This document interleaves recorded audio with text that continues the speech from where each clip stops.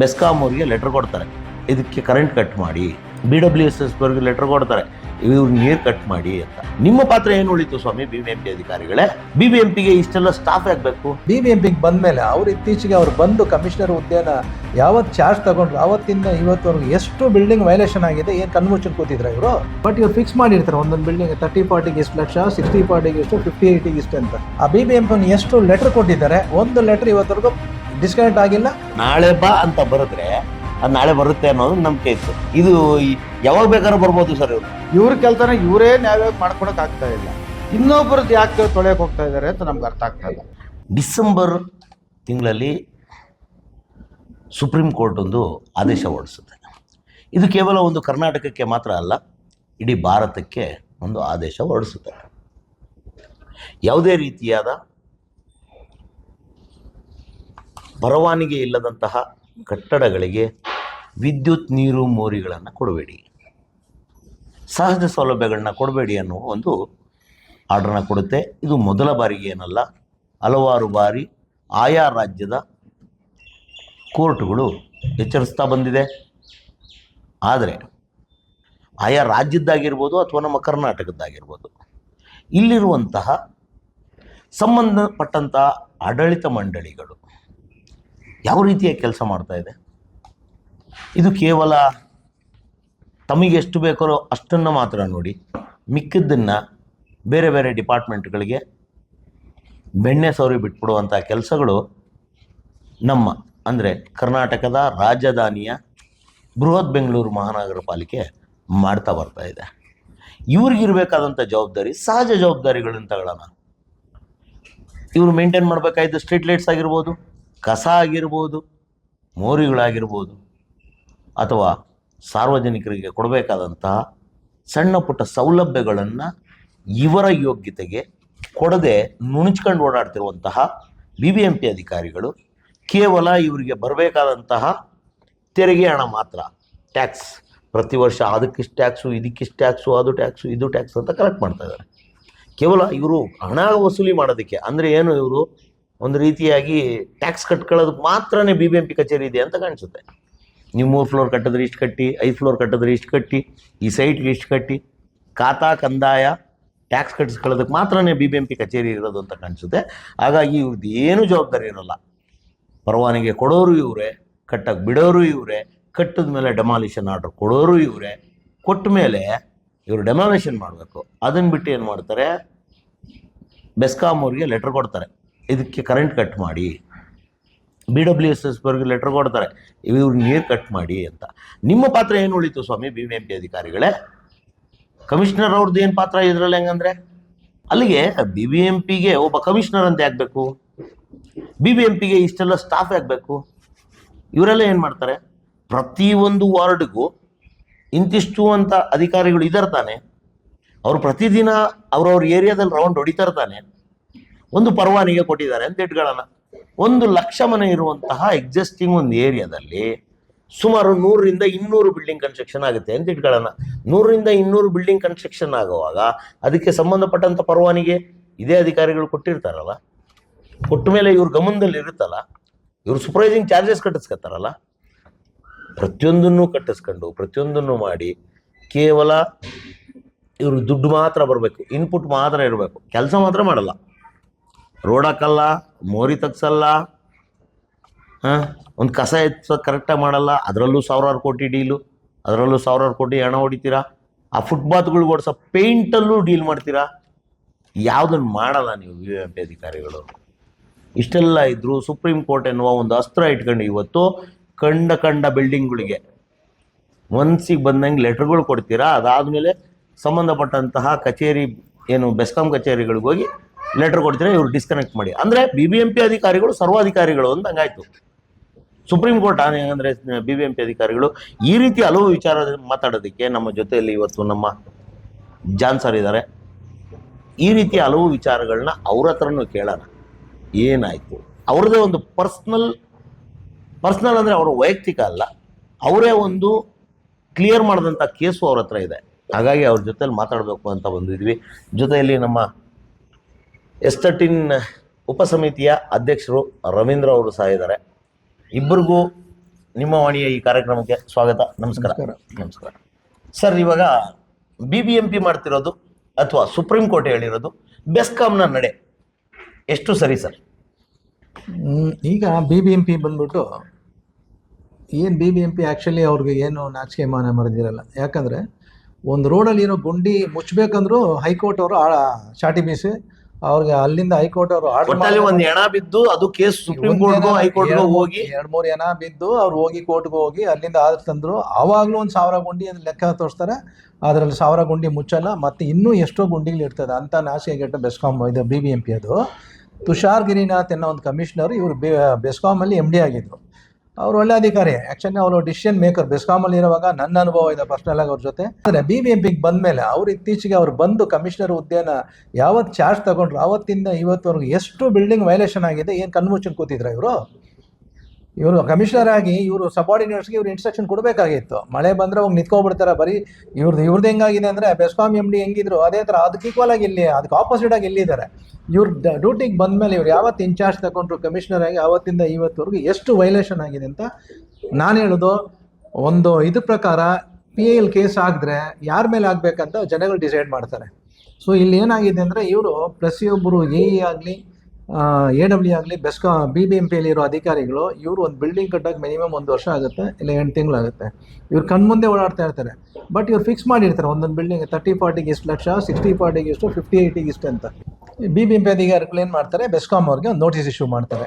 ಆ ನೋಟಿಸಲ್ಲಿ ಏನು ಮಾಡ್ತಾರೆ, ಈ ಬಿಲ್ಡಿಂಗ್ ವೈಲೇಷನ್ ಆಗಿದೆ ಅಂತ. ಆ ವೈಲೇಷನ್ ಮಾಡಿರೋದು ಯಾರು ಲೆಟರ್ ಕೊಡ್ತಾರೆ ಆತಾನೇ ಆ ವೈಲೇಷನ್ ಮಾಡಿರೋದು ಕಾರಣಕರ್ತರಾಗಿರ್ತಾರೆ. ಅಂದ್ರೆ ಅಧಿಕಾರಿ ಯಾರಾದ್ರೂ ಆಗಿರ್ಬೋದು. ಅಧಿಕಾರಿ ಅವರು ಯಾರಾದ್ರೂ ಕೊಟ್ಟಿದ್ರು. ಡ್ರಾಯಿಂಗ್ ಅಪ್ರೂವಲ್ ಕೊಡೋದು AWE ಕೊಡೋದು. ಅಲ್ಲ, ನಾನ್ ಕೇಳ್ತಾ ಇರೋದು ಇವಾಗ ಹಿಂದೆ ಒಬ್ಬ ಅಧಿಕಾರಿ ಡ್ರಾಯಿಂಗ್ ಅಪ್ರೂವಲ್ ಕೊಟ್ಟೋಗಿದ್ದೇನೆ ಅಂತ ಇಟ್ಕೊಳ್ಳೋದು. ಇವಾಗ ಇನ್ನೊಬ್ಬ ಅಧಿಕಾರಿ ಟ್ರಾನ್ಸ್ಫರ್ ಆಗಿ ಬಂದಿರ್ತಾನೆ ಅಂತ ಇಟ್ಕೊಳ್ಳೋಣ. ಸಪೋಸ್ ಬಂದಿದ್ರೆ ಅಧಿಕಾರಿ ಬೇರೆ ಆಗಿದ್ರು ಆದ್ರೆ ಹುದ್ದೆ ಒಂದೇ ಯಾರ ಮೇಲಾದ್ರೂ ಕೇಸ್ ಹಾಕ್ಬೋದು. ಯಾರ ಮೇಲೆ ಓಕೆ. ಈಗ ಅವ್ರೇನ್ ಮಾಡ್ತಾರೆ, ಒಂದು ಲೆಟರ್ ಕೊಟ್ಟಿದ್ದ ಏನಂತ ಕೊಡ್ತಾರೆ ಅವರು, ವೈಲೇಷನ್ ಕೊಟ್ಬಿಟ್ಟು ಇಂಡಿಯನ್ ಎಲೆಕ್ಟ್ರಿಕ್ಸ್ ಆಕ್ಟ್ 50/C ಅಂತ ಹಾಕ್ತಾರೆ. ಆಮೇಲೆ 401 KRC ಹಾಕ್ಬಿಟ್ಟು ಕೊಟ್ಬಿಡ್ತಾರೆ. ಆ 401 ಏನು ಬರುತ್ತೆ, 50ಗೆ ಏನು ಬರುತ್ತೆ ಅಂತ ಕೇಳಿ. ಅದರಲ್ಲಿ ಏನು ಕೊಟ್ಟಿದ್ದಾರೆ, 50 ಐ ರೂಲ್ಸ್ ಅಲ್ಲಿ ಏನು ಬರುತ್ತೆ ಅಂದ್ರೆ ಇಫ್ ಎನಿ ಫೇಕ್ ಡಾಕ್ಯುಮೆಂಟ್ಸ್ ಅಂತ ಬರ್ತದೆ ಐ ರೂಲ್ಸ್ ಅಲ್ಲಿ. ಇವ್ರು ಅದನ್ನ ಹಾಕ್ತಾರೆ. 401 ನಾರ್ಮಲಿ ಕರೆಂಟ್ ಕೊಡೋದನ್ನ ಇಲ್ಲಿ ಎಲ್ಲಿ ನಿಮ್ ವೈಲೇಷನ್ ಆಗುತ್ತೆ, ಎಲ್ಲಿ ಡಾಕ್ಯುಮೆಂಟ್ ಬೋಗಸ್ ಆಗೈತೆ ಅದನ್ನ ಡಿಸ್ಕನೆಕ್ಟ್ ಮಾಡೋಕೆ ರೇಟ್ಸ್ ಇದೆ. ಆ ಕಾಲಮ್ ಏನ್ ಮೆನ್ಷನ್ ಮಾಡಿರ್ತಾರೆ. ಬಟ್ ಇದೇನಾಗಿದೆ ಅಂದ್ರೆ ಬಾಪ್ಸಾಪಾಳ್ನಲ್ಲಿ ಬಿಲ್ಡಿಂಗ್ ಬಿದ್ದಿರೋದು ರೀಸನ್ಗೂ ಈಗ ಆಗ್ತಿರೋದು ಒಂದು ಘಟನೆಗೂ ಕನೆಕ್ಷನ್ ಇಲ್ಲ. ಯಾಕಂದ್ರೆ ಬಾಪ್ಸಾಪಾಳ್ನಲ್ಲಿ ಬಿಲ್ಡಿಂಗ್ ಕಟ್ಟಿರೋದು ಅವನು ಕಲ್ಪೆ ಮಠದ construction first of all. Next ರಾಜಕಾಲುವೆ ಮೇಲೆ ಕಟ್ಟಿದ್ದೇನೆ, ಬಿಲ್ಡಿಂಗ್ ಬಿತ್ತು, ಕರೆಂಟ್ ಡಿಸ್ಕನೆಕ್ಟ್ ಮಾಡಿದ್ರು.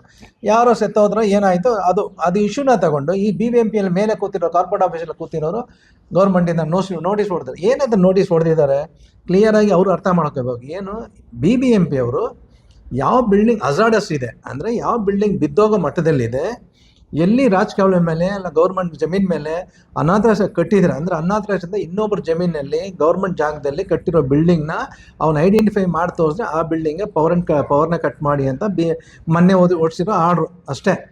ಇವ್ರೇನು ಮಾಡ್ತಾರೆ, ಇವ್ರಿಗೆ ಯಾವ್ದಾದ್ರು ಇಷ್ಟ ಇದೆ, ಯಾರು ದುಡ್ಡು ಕೊಟ್ಟಿಲ್ಲ ಅವ್ರ ಬಿಲ್ಡಿಂಗ್ ನೋಟಿಸ್ ಇಶ್ಯೂ ಮಾಡ್ತಾರೆ. ಈಗ ಬೆಸ್ಕಾಂ ಅಧಿಕಾರಿಗಳು ಕಟ್ ಮಾಡಬೇಕು. ಒಂದು ನಿಮಿಷ ಸರ್, ಯಾರು ಅಧಿಕಾರಿಗಳಿಗೆ ದುಡ್ಡು ಕೊಟ್ಟಿರ್ತಾರೆ ಅವ್ರ ಬಿಲ್ಡಿಂಗ್ಗೆ ಎಕ್ಸ್ಕ್ಯೂಸ್. ಎಸ್. ಯಾರು ಇದು ಸಾರ್ವಜನಿಕರು ದುಡ್ಡು ಕೊಟ್ಟಿಲ್ವ ಅಧಿಕಾರಿಗೆ ಅವ್ರಿಗೆ ಪನಿಷ್ಮೆಂಟ್. ಸರ್ ಇದು ನೀವು ಆರೋಪ ಮಾಡ್ತಾ ಇದ್ದೀರಾ? ಆರೋಪನೆ, ಪಕ್ಕ ಆರೋಪನೆ. ಇದರಲ್ಲಿ ಯಾವುದೇ ರೀತಿಯಾದ ಮಾತೇ ಇಲ್ಲ. ರೀಸೆಂಟ್ ಆಗಿ ಮೊನ್ನೆ ಇದೇ ಒಂದು ಸಬ್ ಡಿವಿಷನ್ ಅಲ್ಲಿ ಅವ್ರ ಲೆಟರ್ ಕೊಟ್ಟಿದ್ದ ತಕ್ಷಣ ಒಂದು ST ಇನ್ಸ್ಟಲೇಷನ್ ಡಿಸ್ಕನೆಕ್ಟ್ ಮಾಡಿದ್ರೆ AW. ಹೆಂಗ್ ಡಿಸ್ಕನೆಕ್ಟ್ ಮಾಡಿದ್ರು ಇವರು? ST ಅನ್ನೋದು ಬೆಸ್ಕಾಂ ರೆವೆನ್ಯೂ ಬರೋದು. ಹೌದು. ನೀವು ಲೆಟರ್ ಕೊಟ್ಟಿದ ತಕ್ಷಣ ನೀವೇನ್ ಮಾಡ್ಬೇಕು, ಅದನ್ನ ಕೋರ್ಟಿಂದ ಆರ್ಡರ್ ತಗೊಂಡ್ಬರಕ್ಕೆ. Main source of income ST ಬರೋದು. ಇವಾಗ ಮನೆ ಆದ್ರೆ 1-2 ದಿನ ಲೇಟ್ ಆಗಿ ಕಟ್ತಾನೆ, ಇನ್ನೊಂದು ಮತ್ತೊಂದು. ಬಟ್ ಅವನು ಅದರಲ್ಲೇ ಇಂಡಸ್ಟ್ರಿ ನಡೆಸ್ತಾ ಇರೋದ್ರಿಂದ ಅವನಿಗೆ ಕರೆಂಟ್ನ ಅವಶ್ಯಕತೆ ಇರುತ್ತೆ. ಆ ಗ್ರಾಹಕ ತಪ್ಪದೆ ಬಿಲ್ ಅನ್ನ ಕಟ್ಟುವಂತಹ ಪ್ರಾಮಾಣಿಕ ಗ್ರಾಹಕ ಪ್ರಾಮಾಣಿಕವಾಗಿ ಇಷ್ಟೇ ಅಂದ್ರೆ ಒಂದು ತಿಂಗಳಿಗೆ ಕನಿಷ್ಠ ಅಂದ್ರೂ 10,000 ಯೂನಿಟ್ 20,000 ಯೂನಿಟ್ನ ಬಳಸುವಂತ ಏನು ಫಿಕ್ಸ್ಡ್ ಕಸ್ಟಮರ್ ಅಂದ್ರೆ ರೆವಿನ್ಯೂ ರಿಟರ್ನ್ಸ್ ಕಸ್ಟಮರ್ ಅವರು ಅಲ್ವಾ, ಅಂತವ್ರದ್ದೇ ಡಿಸ್ಕನೆಕ್ಟ್ ಮಾಡಿದ್ದಾರೆ. ಅವ್ರು ಏನು ಮಾಡ್ತಾರೆ, ನಮ್ಮ ಬೆಸ್ಕಾಂ ಅಧಿಕಾರಿಗಳಿಗೂ AW ಲೆವೆಲ್ ಎಲ್ಲ ಮಾಡೋದ ಲೆಟರ್ನ AW ಸ್ವಲ್ಪ ಕನ್ಸೆಂಟ್ ಆಗಿ ಏನಂದ್ರೆ ಡೀಪಾಗಿ ಯೋಚನೆ ಮಾಡಬೇಕು. ಇವ್ರು ನಿಮ್ ಕಸ್ಟಮರ್, ಅವ್ರು BBMP ಕಸ್ಟಮರ್ ಅಲ್ಲ. ಹೌದು. ಅಲ್ಲ BBMP ಕಸ್ಟಮರ್ ಇದ್ರೆ ಅವ್ರ ಪಾರ್ಟ್ ಬೇರೆ ಬಿಡಿ. ಅವ್ರ ಪಾರ್ಟ್ ಬೇರೆ ಬಿಡಿ. Okay. ಯಾಕಂದ್ರೆ ನೀವು ಅವ್ರು ಕೂಡ ದುಡ್ಡಿಂದೆಲ್ಲ ಸಂಬಳ ತಗೊಳ್ತಾರೆ. ಹೌದು. ನೀವು ಅವ್ರಿಗಾದ್ರೆ ನಿಯತ್ತಾಗಿರ್ಬೇಕು. ಅವ್ನು ಯಾವನು ಲೆಟರ್ ಕೊಟ್ಟಿದ ತಕ್ಷಣ ನೀವು ತಗೊಂಡು ಲೆಟರ್ನ ಇಮಿಡಿಯೇಟ್ ಆಗಿ ನೀವು ಒಂದು ಲೆಟರ್ ಹೊಡೆದ್ಬಿಟ್ಟು ಹೋಗ್ಬಿಟ್ಟು ಡಿಸ್ಕೌಂಟ್ ಮಾಡ್ಬಿಡ್ತೀರ. ಏನ್ ನೀವೆಲ್ಲ ಓದ್ಬಿಟ್ಟು ಬಂದಿರೋದು ಏನಕ್ಕೆ? ನೀವು ಕಂಪನಿಗೋಸ್ಕರ ಕೆಲಸ ಮಾಡ್ತೀರಾ, BBMP-ಗೋಸ್ಕರ ಕೆಲಸ ಮಾಡ್ತೀರಾ? ಮೋಸ್ಟ್ಲಿ ಇವ್ರನ್ನೆಲ್ಲ ನೋಡ್ತಿದ್ರೆ ಕಳೆದ 2017 ಇಂದ ಒಂದಿಷ್ಟು ಗೊಂದಲಗಳು ಇದೆಯಲ್ಲ ಸರ್, ಇವ್ರು ಪೂರಕವಾಗಿ BBMP-ಗೆ ಸಪೋರ್ಟ್ಸ್. ಇವರು ಸಪೋರ್ಟ್ ಹಂಗೆ ಯಾಕೆ ಸಪೋರ್ಟ್ ಅಂದ್ರೆ ಇದರಲ್ಲಿ ಹಿಂದೆ ಆಗಿದ್ದು 2017 ಇಂದ ಇವಾಗ ಆಗಿರೋದು. ಆ ಟೈಮಲ್ಲಿ OC ಇರೋ ಟೈಮಲ್ಲಿ ಆ BBMP ಎಷ್ಟು ಲೆಟರ್ ಕೊಟ್ಟಿದ್ದಾರೆ, ಒಂದು ಲೆಟರ್ ಇವತ್ತರೆಗೂ ಡಿಸ್ಕನೆಕ್ಟ್ ಆಗಿಲ್ಲ, ಏನೂ ಮಾಡಿಲ್ಲ. ಅದರಲ್ಲಿ ಏನು ಅವ್ರು ಲೆಟರ್ ಕೊಡೋದು, ಇವ್ರ ಅಧಿಕಾರಿಗಳು ಹೋಗೋದು, ಕೂತ್ಕೊಳ್ಳೋದು, ಮಾತಾಡೋದು, ಇವರಿಬ್ಬರು ಹಂಚ್ಕೊಂಡು ಬರ್ತಾರೆ. ಇದಾಗಿತ್ತು 2017. ಇತ್ತೀಚೆಗೆ ಏನಾಗ್ತದೆ, ಮೊನ್ನೆ ಒಂದು AW ಒಬ್ಬ ಡಿಸ್ಕನೆಕ್ಟ್ ಮಾಡಿದ್ದಾರೆ. ಓನರ್ ಸ್ವಲ್ಪ ಸ್ಟ್ರಾಂಗ್ ಆಗಿರೋದ್ರಿಂದ ಸ್ಟೇಷನ್ ಕಂಪ್ಲೇಂಟ್ ಕೊಟ್ಟು ಆ AW ಸ್ಟೇಷನ್ ಕುಣಿಸಿದ್ದಾರೆ. ಅವ್ರಿಗೆ ಹೆಸರು ಹೇಳಕ್ ಇಷ್ಟಪಡಲ್ಲ. ಹೋದ ವಾರದಲ್ಲಿ ಅವ್ರನ್ನ ಸ್ಟೇಷನ್ ಕುಣಿಸಿದ್ದಾರೆ. ಯಾಕೆ ಬೇಕು ನಿಮ್ಗೆ ಹಣೆ ಬರ? ನೀವು ಬೆಸ್ಕಾಂ ಅಲ್ಲಿ ಡ್ಯೂಟಿ ಮಾಡಿದ್ರೆ ಬೆಸ್ಕಾಂ ಕಂಪನಿಗೆ ನಿಯತ್ತಾಗಿ ಕೆಲಸ ಮಾಡ್ರಿ. ನೀವು ಅದನ್ನ ಬಿಟ್ಬಿಟ್ಟು ಯಾರು BBMP-ಗೋಸ್ಕರ ನೀವು ಕೆಲಸ ಮಾಡ್ತಾ ಇದ್ರಾ? ಅಲ್ಲ, ಮೋಸ್ಟ್ಲಿ ಈ ಬೆಸ್ಕಾಮಿನ ಎಲ್ಲ ಪರಿಕರಗಳು ಅಂದ್ರೆ ಒಂದು ಏನು ಸರ್ವಿಸ್ ಕೊಡುವಂತ ಒಂದು ಪೋಲ್ಸ್ ಆಗಿರ್ಬೋದು, RMS ಆಗಿರ್ಬೋದು, ಇವ್ರದ್ದೇನು ಡಬ್ಬಗಳು ಇದೆಯಲ್ಲ ಸರ್, ಎಲ್ಲಾ ಡಬ್ಬಗಳು BBMP ಜಾಗದಲ್ಲೇ ಇಟ್ಟಿರೋದು. ಹೌದು. ಮೋಸ್ಟ್ಲಿ ಇವ್ರಿಗೆ ಭಯ ಇರ್ಬೋದು, ನಾಳೆ ದಿನ ನಮ್ಗೆ ಸರ್ವಿಸ್ ಕೊಡೋದಕ್ಕೆ ಪ್ರಾಬ್ಲಮ್ ಆಗ್ಬೋದು, ನನ್ನ ಕಂಬ ತೆಗೀರಿ, ಫುಟ್ಪಾತ್ ಅಲ್ಲಿ ಇರೋದು, ಅಥವಾ ಟ್ರಾನ್ಸ್ಫಾರ್ಮರ್ಸ್ ತೆಗೀರಿ, ಅಥವಾ RME ಬಾಕ್ಸ್ಗಳು ತೆಗೀರಿ ಅಂದ್ರೆ ಇವ್ರಿಗೆ ತೊಂದರೆ ಆಗ್ಬೋದು ಅಂತ ಏನಾದ್ರು ಎಕ್ಸ್ಕ್ಯೂಸ್ ಏನಾದ್ರು ಕೊಡ್ತಾ ಇದಾರೆ ಸರ್ ನಿಮ್ಮ ಅನುಭವದಲ್ಲಿ? ಇಲ್ಲ, ಹಂಗಿಲ್ಲ. ಇದು ಹೆಂಗಾಗಿದೆ ಅಂದ್ರೆ, ನಾನ್ ತಪ್ಸ್ಕೊಂಡೆಪ್ಪ ಲೆಟರ್ ಕೊಟ್ಬಿಟ್ಟು ಹಂಗೆ ಅಂಟಿಸ್ಕೊಂಡು ರೆಡಿ ಇರೋದು. ನಾನು ರೆಡಿ ಆಗಿರ್ತೀನಿ, ಯಾರಾದ್ರೂ ಕೈ ಹಿಡ್ಕೊಂಡು ಹೇಳಿದ್ರೆ ಹಂಗೆ ಜಾರ್ಕೊಂಡ್ಬಿಡೋದು. BBMP ಲೆಟರ್ ಕೊಟ್ಟಿದ ತಕ್ಷಣ ಇವ್ರೊಂದು ಲೆಟರ್ ಕೊಟ್ಬಿಡೋದು, ಡಿಸ್ಕನೆಕ್ಟ್ ಮಾಡಿದೀವ. ಇನ್ನು ಈಗ ಒಂದು ಡೆಮಾಲಿಷಿಂಗ್ ಆರ್ಡರ್ ಬಂದಿರುವಾಗ ಬೆಸ್ಕಾಂ ಅವ್ರು ಡಿಸ್ಕನೆಕ್ಟ್ ಮಾಡಬೇಕು. ಡೆಮಾಲಿಷನ್ ಆರ್ಡರ್ ಬಂದಾಗ ಇವ್ರು ಡೆಮಾಲಿಷನ್ ಮಾಡುವಾಗ ಅವರೇ ಒಂದು ಲೆಟರ್ ಕೊಟ್ಟು ಬನ್ನಿ ಡೆಮಾಲಿಷನ್ ಮಾಡಿ, ಇದು ಡಿಸ್ಕನೆಕ್ಟ್ ಮಾಡಿ, ನಾನು ಡೆಮಾಲಿಷನ್ ಮಾಡ್ತಾ ಇದ್ದೀನಿ. ಡೆಮಾಲಿಷಿಂಗ್ ಆರ್ಡರ್ ಕೊಟ್ಟಿರ್ತಾರೆ, ನೀವು ಕರೆಂಟ್ ಡಿಸ್ಕನೆಕ್ಟ್ ಮಾಡಿ ನಾವು ಡೆಮಾಲಿಷನ್ ಮಾಡ್ಬೇಕಂದ್ರೆ they are already issue the notice. ಆ ಕೇಸಲ್ಲಿ ನೀವು ಡಿಸ್ಕನೆಕ್ಟ್ ಮಾಡಿ. ನೀವು BBMP ಅಧಿಕಾರಿ ಕೊಟ್ಟಿರೋ ನೋಟಿಸ್ಗೆ ಇವತ್ತು 2017 ಇವತ್ತವರೆಗೂ ಏನ್ ನೋಟಿಸ್ ಇಶ್ಯೂ ಮಾಡಿದ್ದಾರೆ, ನೀವು ಕರೆಂಟ್ ಕೊಟ್ಟಿದ್ದೀರಾ? ಅವ್ರು ಎಂದಾದ್ರೂ ಒಂದ್ ದಿವಸ ಇವತ್ತವರೆಗೂ ರೀಕನೆಕ್ಷನ್ಗೆ ನೀವು ಕರೆಂಟ್ ಕೊಡಿ ಅಂತ ಕೊಟ್ಟಿದ್ದಾರಾ? ಅಂದ್ರೆ ನೀವು ಹೇಳ್ತಿರೋದು ಡಿಸ್ಕನೆಕ್ಷನ್ಗೆ ಲೆಟರ್ ಕೊಡ್ತಾರೆ, ರೀಕನೆಕ್ಷನ್ಗೆ BBMP ಅವ್ರು ಮುಂದೆ ಬರಲ್ಲ ಅಂತ. ಅವ್ರು ಕೊಡೋದಿಲ್ಲ. ಯಾಕಂದ್ರ ಅವ್ರು ಮಾಡಿರೋದೇ ತಪ್ಪವರು. ಅವ್ರು ತಪ್ಪು ಮಾಡಿದಕ್ಕೆ ಏನ್ ಮಾಡ್ತಾರೆ, ಲೆಟರ್ ಕೊಟ್ಬಿಟ್ಟು ನಾವು ತಪ್ಸ್ಕೊಂಡು. ಯಾಕಂದ್ರೆ ರೀಕನೆಕ್ಷನ್ ಅವ್ರು ಕೊಡಕ್ ರೈಟ್ಸೇ ಇಲ್ಲ. ಆಕ್ಚುಲಿ ಪವರ್ನ ಡಿಸ್ಕನೆಕ್ಟ್ ಮಾಡಿ ಅಂತ ಅವ್ರು ಲೆಟರ್ ಕೊಡಕ್ ಅವ್ರ ರೈಟ್ಸ್ ಇಲ್ಲ. ಯಾಕಂದ್ರೆ ಅವ್ರು ವೈಲೇಷನ್ ಮಾಡಿರೋದು ಅವರೇ. ಯಾರು ಲೆಟರ್ ಕೊಡ್ತಾರೆ, BBMP ಅವರು, ನಮ್ಮ ಬೆಸ್ಕಾಂ ಅವ್ರು ಏನ್ ಮಾಡ್ಬೇಕು ಅದನ್ನ, ಅವ್ರು ಏನ್ ಲೆಟರ್ ಕೊಡ್ತಾರೆ, ನಮ್ಮಲ್ಲಿ ಲೀಗಲ್ ಡಿಪಾರ್ಟ್ಮೆಂಟ್ ಇದೆ, ಅವ್ರ ಕಡೆಯಿಂದ ಒಂದು ಕೇಸ್ ಫೈಲ್ ಮಾಡಿ. ಸರ್, ಇವಾಗ ಒಬ್ಬ ಕನ್ಸ್ಯೂಮರ್ ಯಾವ್ದೋ ಫೈಲ್ ಹಾಕ್ತಾರೆ, ಇವ್ರು ಡೌಟ್ ಬಂದ್ರೆ ತಿಂಗಳಾನ್ಗಟ್ಲೆ ಲೀಗಲ್ ಡಿಪಾರ್ಟ್ಮೆಂಟ್ ಕಳಿಸ್ತಾರೆ. ಅಂದ್ರೆ ಒಂದು ಯಾವ್ದೋ BBMP-ನೋ ಅಥವಾ ಸರ್ಕಾರಿ ಕಚೇರಿಯಿಂದ ಪತ್ರ ಬಂತು ಅಂದ್ರೆ ಇಮಿಡಿಯೇಟ್ ಆಗಿ ಆಕ್ಷನ್ ತಗೊಳ್ತಾರೆ. ಇಲ್ಲಾಂದ್ರೆ ಇವ್ರಿಗೆ ಏನಾಗುತ್ತೆ ಅಂತ IR ಆಫೀಸ್ ಹೇಳಿದ್ರೆ ನೀವು ಯಾಕ್ರೆ ಕಟ್ ಮಾಡಿಲ್ಲ ಅಂತಾರೆ. ಅವ್ರು ಕೂತ್ಕೊಂಡಿರ್ತಾರೆ ಅಲ್ಲಿ. ಇವ್ರು ಅದೇ ಲೆಟರ್ನ ಇವ್ರಿಗೆ ಲೀಗಲ್ ಡಿಪಾರ್ಟ್ಮೆಂಟ್ ಕಳಿಸಿ, ಸರ್ ಇದು ಹೆಂಗಿದೆ ಅಂತ ಅವ್ರ ಹತ್ರ ಅವ್ರು ನೋಟಿಸ್ ಇಶ್ಯೂ ಮಾಡ್ರಿ. ಆಗ ಕನ್ಸರ್ನ್ ಡಿಪಾರ್ಟ್ಮೆಂಟ್ ಯಾರು ಇರ್ತಾರಲ್ಲ, AW ಆಗಿ AE ಯಾರು ಎಷ್ಟು ವರ್ಷ ಡ್ಯೂಟಿಯಲ್ಲಿ ಇದ್ರ ಆತ ಪೀರಿಯಡ್ ಅಲ್ಲಿ ಎಷ್ಟು ಬಿಲ್ಡಿಂಗ್ ವೈಲೇಷನ್ ಆಗಿದೆ ಅವ್ರ ಮೇಲೆ ಒಂದು ಕೇಸ್ ಫೈಲ್ ಮಾಡಿ. ನೆಕ್ಸ್ಟ್ ನಿಮ್ಗೆ ಯಾಕೆ ಲೆಟರ್ ಬರುತ್ತೆ? ನೀವು ಅದನ್ನ ಬಿಟ್ಬಿಟ್ಟು ಅವ್ರು ಲೆಟರ್ ಕೊಟ್ಟಿದ ತಕ್ಷಣ ಎದ್ನೋ ಬಿಂದ ಹೋಗ್ಬಿಟ್ಟು ಕರೆಂಟ್ ಕಟ್ ಮಾಡಿದ್ರೆ ಗ್ರಾಹಕರಿಂದ ನಿಮ್ಗೆ ಸಂಬಳ ಕೊಡ್ತಾರೆ. ಅದು ನೀವು ಆ ಗ್ರಾಹಕರು ಕೂಡ ನಿಯತ್ತಿಲ್ಲ ಅಂದ್ರೆ ಯಾವ ಸೀಮೆದಲ್ಲಿ ಬೆಸ್ಕಾಂ ಅಧಿಕಾರಿಗಳು ಕೆಲಸ ಮಾಡೋದು? IR ಹತ್ರ ಒಂದೇ ಯಾವ್ದನ್ನ ಒಂದು ಆರ್ಡರ್ ಬಂದ್ರೆ ನೀವು ಅಟ್ಲೀಸ್ಟ್ ಅದನ್ನ ಕರೆಕ್ಟಾಗಿ ಓದೋದೇ ಇಲ್ಲ, ಕಣ್ಣು ಮುಚ್ಕೊಂಡು ಕೆಲಸ ಮಾಡಿದ್ರೆ ಅಷ್ಟೇ. ಒಂದು ಆರ್ಡರ್ನ ಕರೆಕ್ಟಾಗಿ ಓದೋದೇ ಇಲ್ಲ. ಒಂದು ಏನು ಕೊಟ್ಟಿರ್ತಾರೆ ಆರ್ಡರ್ನ ಕರೆಕ್ಟಾಗಿ ಓದಬೇಕು. ಇವ್ರು ಏನು ಮಾಡಿದ್ರೆ DT ಸರ್ಕ್ಯುಲರ್ ಹೊಡ್ಸ್ಬಿಟ್ರು, ಕಾರ್ಪೊರೇಟ್ ಅಂತ ಬಂದ್ಬಿಡ್ತು, ಕಣ್ಣು ಮುಚ್ಕೊಂಡು ಕೆಲಸ ಮಾಡೋದು. ಏನು ಅದಕ್ಕೊಂದು ಇತಿಮಿತಿ ಇಲ್ವಾ? ಇವರೆಲ್ಲ ಓದ್ಬಿಟ್ಟು ಬಂದಿರೋದು ಏನಕ್ಕೆ? ಯಾರು ನೋಟಿಸ್ ಸಿಕ್ಕರೆ ಸಾಕು ಕರೆಂಟ್ ಕಟ್ ಮಾಡಿ. ನೀವು ಬೆಸ್ಕಾಂಗೂ ನಿಯತ್ತಾಗಿರಲ್ಲ, ಬರೀ BBMP ನಿಯತ್ತಾಗಿರೋದು, ಮತ್ತೆ ಯಾಕೆ ಇದರಲ್ಲಿ ಇರ್ತೀರ ನೀವೆಲ್ಲ?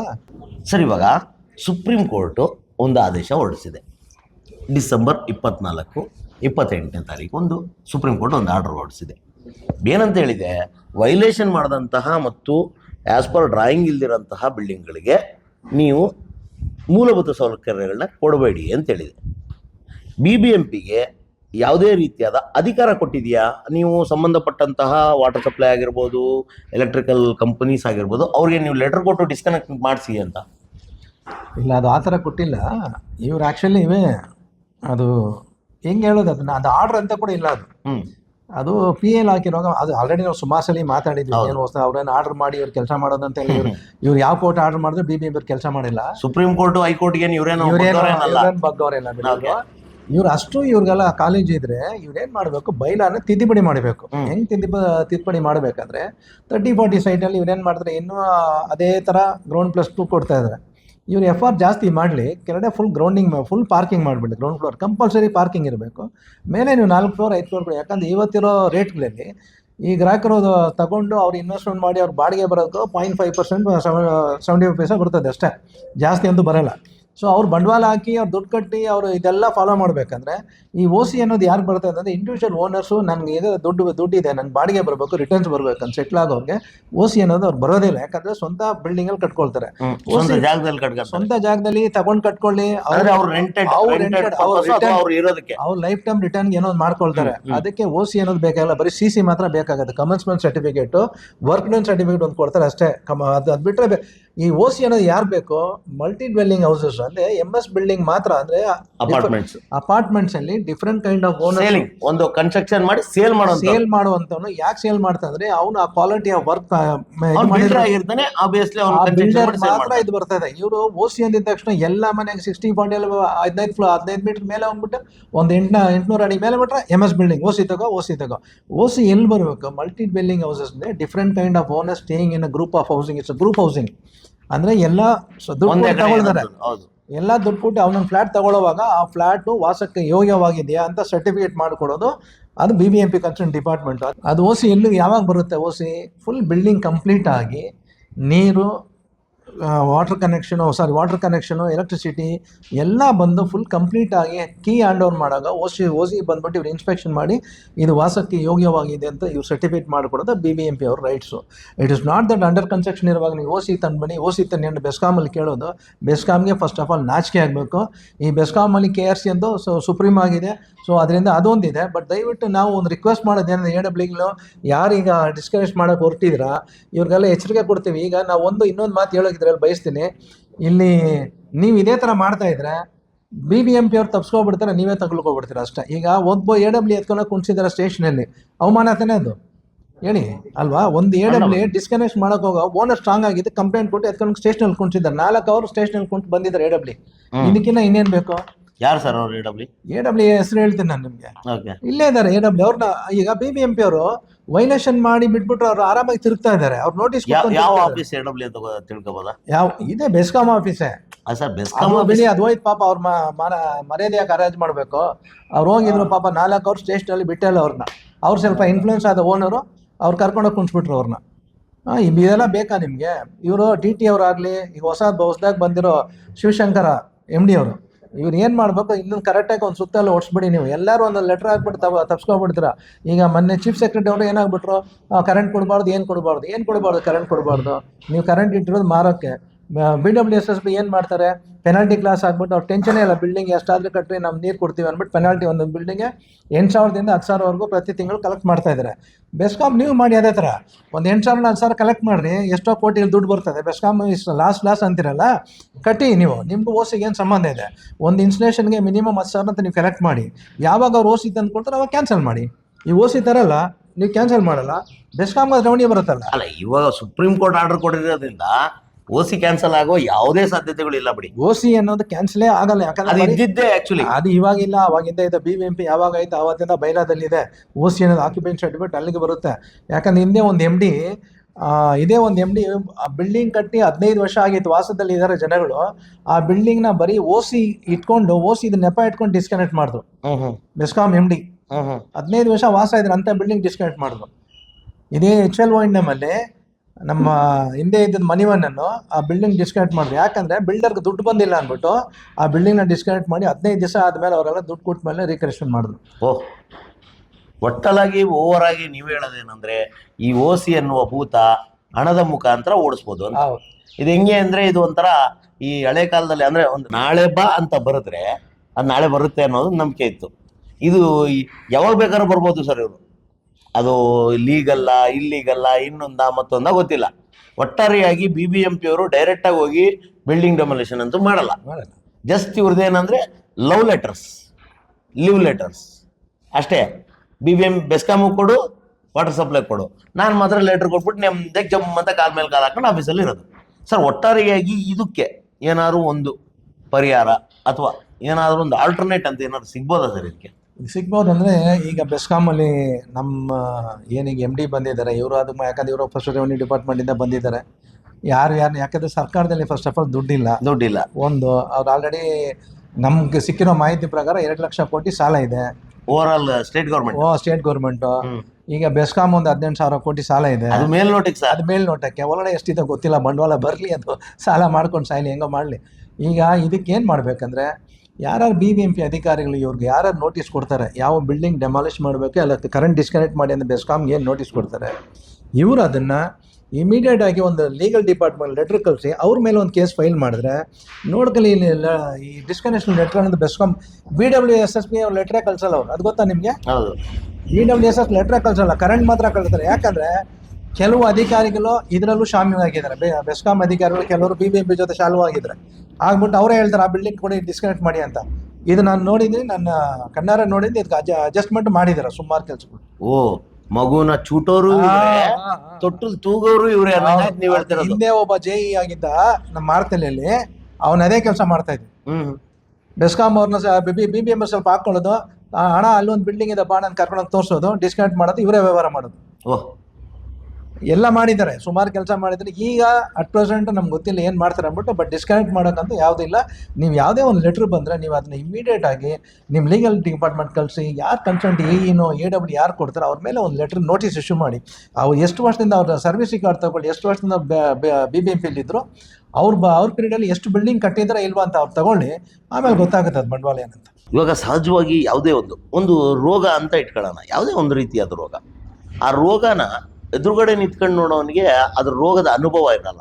ಆ ರೋಗದ ಜೊತೆಯಲ್ಲಿ ರೋಗಿ ಮತ್ತು ಅವರ ಕುಟುಂಬಗಳು ನರಳುತ್ತೆ, ಒದ್ದಾಡುತ್ತೆ. ಹಾಗೆ ಪ್ರತಿದಿನ ಗ್ರಾಹಕರ ಜೊತೆಯಲ್ಲಿ, ಪ್ರತಿದಿನ ಸಾರ್ವಜನಿಕರ ಜೊತೆಯಲ್ಲಿ ಮಾತಾಡಿ ಅವರಿಗೆ ಒಂದು ಕರೆಂಟ್ ಕೊಡಿಸುವಂತಹ ಕಾರ್ಯದಲ್ಲಿ ಹಲವಾರು ಜನ ಗುತ್ತಿಗೆದಾರರು ಇರ್ತಾರೆ. ಆ ರೀತಿಯಾಗಿ ಇವತ್ತು ಸಿಂಗ್ಸಂದ್ರ ಉಪಸಮಿತಿಯ ಅಧ್ಯಕ್ಷರಾದ ಶ್ರೀ ರವಿಕುಮಾರ್ ಅವರು ನಮ್ಮ ಜೊತೆಲಿದ್ದಾರೆ. ರವಿ ಸರ್, ಇವಾಗ ಕೋಟ್ಯಾಂತರ ರೂಪಾಯಿ ದುಡ್ಡು ಹಾಕಿ ಸಾಲ ಸೂಲ ಮಾಡಿ ಅಥವಾ ಬಡ್ಡಿಗೆ ದುಡ್ಡು ತಗೊಂಬಂದು ಲೋನ್ಗಳು ಮಾಡ್ಕೊಂಡು ಏನೇನೋ ತಾಪತ್ರಯ ಮಾಡಿ ಪಾಪ ಅವ್ರದ್ದೊಂದು ಕನಸಿರುತ್ತೆ, ಬೆಂಗಳೂರಲ್ಲಿ ಒಂದು ಮನೆ ಕಟ್ಟಬೇಕು, ಅದು ಬಾಡಿಗೆನೋ ಸ್ವಂತಕ್ಕೋ ಏನೋ ಒಂದು ಮಾಡ್ಕೊಂಡಿರ್ತಾರೆ. ಇವ್ರು ಎಲ್ಲ ಮಾಡಿ ಕಟ್ಟಿ ಕೊನೆಗೆ ತಾನೇ ಕರೆಂಟ್ ಹೋಗೋದು, ಕೊನೆಗೆ ತಾನೇ ಕರೆಂಟ್ಗೆ ಹೋಗೋದು. ಇವರು ಆ ಟೈಮಲ್ಲಿ ಹೋದಾಗ ನೀವು ಓಸಿ ಕೊಟ್ರೆ ಕರೆಂಟ್ ಕೊಡೋದು, ಇಲ್ಲಾಂದ್ರೆ ಕೊಡಲ್ಲ ಅಂದಾಗ ಅಂತ ಗ್ರಾಹಕರಿಗೆ ಎಷ್ಟು ಕಷ್ಟ ಆಗುತ್ತೆ ಸರ್. ಅವರು ಸೂಸೈಡ್ ಮಾಡ್ಕೊಳೋ ಲೆವೆಲ್ಗೆ ಹೋಗುತ್ತೆ. ಸೂಸೈಡ್ ಒಂದೇ ಬಾಕಿ ಇರೋದು. ಇವ್ರು ಮಾಡೋ ತಪ್ಪಿಗೆ ನೀವು ಆಗ್ಲೇ ಹೇಳ್ದಂಗೆ ಎಮ್ಮೆ ಬರೇ ಹೇಳ್ದಂಗೆ ಮಾಡ್ತಾ ಇದ್ದಾರೆ. ಎತ್ತಿಗೆ ಜ್ವರ ಬಂದ್ರೆ ಎಮ್ಮೆ ಬರೇ ಹೇಳ್ದಂಗೆ ಮಾಡ್ತಾ ಇದ್ದಾರೆ. ಅದೇ ಅವ್ರವ್ರ ಇಲಾಖೆಗೆ ಅವ್ರವ್ರು ಏನು ಕಾರ್ಯನಿರ್ವಹಿಸ್ಬೇಕು ಅದು ನಿರ್ವಹಿಸಿದ್ರೆ ಅವ್ರವ್ರ ಜವಾಬ್ದಾರಿ ಅವ್ರು ಕರೆಕ್ಟ್ ಆಗಿ ಮಾಡಿದ್ರೆ ಈ ತರ ಸಮಸ್ಯೆಗಳು ಆಗಲ್ಲ, ಅದು ಉತ್ತಮ ಆಗುತ್ತೆ. ಓಕೆ, ಇವಾಗ ನಿಮಗೆ ಒಬ್ಬ ಗುತ್ತಿಗೆದಾರರಾಗಿ ನಿಮ್ಗೆ ಎಂತ ಸಮಸ್ಯೆಗಳು ಬರ್ತಾ ಇದೆ ಸರ್? ಇದು ನಮಗೆ ಭಾರಿ ತೊಂದರೆ ಆಗ್ತಾ ಇದೆ. ಯಾವ ತರ? ಈ ಓಸಿ ಬಂದ್ರೆ ಇವ್ರು ನೋಡಿದ್ರೆ ಕೇಳಿದ್ರೆ ನಮ್ಗಿಲ್ಲ, ಅಲ್ಲಿಂದ ಆದೇಶ ಬಂದಿದೆ ಅಂತ ಹೇಳ್ತಾರೆ. ಇವ್ರು ಹೈಯರ್ ಅಥಾರಿಟಿಯಿಂದ ಆದೇಶ ಬಂದಿದೆ ಅಂತ ಹೇಳ್ತಾರೆ. ಇವ್ರ ಕೆಲಸನ ಇವರೇ ನ್ಯಾಯ ಮಾಡ್ಕೊಳಕ್ ಆಗ್ತಾ ಇಲ್ಲ. ಇನ್ನೊಬ್ಬರದ್ದು ಯಾಕೆ ತೊಳೆಯಕ್ಕೆ ಹೋಗ್ತಾ ಇದ್ದಾರೆ ಅಂತ ನಮ್ಗೆ ಅರ್ಥ ಆಗ್ತಾ ಇಲ್ಲ.